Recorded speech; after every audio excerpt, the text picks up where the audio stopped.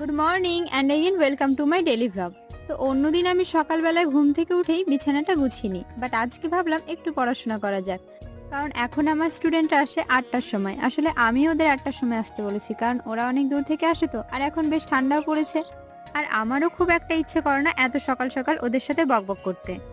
দেন আমার ওপর দায়িত্ব পড়েছিল রান্নার, আর আমি শুধু ভাতটাই রান্না করেছি, বাকি রান্না তো মাই করেছে।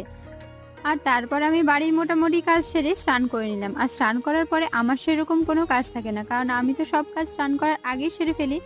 আর তারপর আমি একটু নিজের যত্ন নিয়ে পড়তে পড়তে ঘুমিয়ে গিয়েছিলাম, আর ঘুম থেকে উঠে দেখি সন্ধ্যা হয়ে গেছে।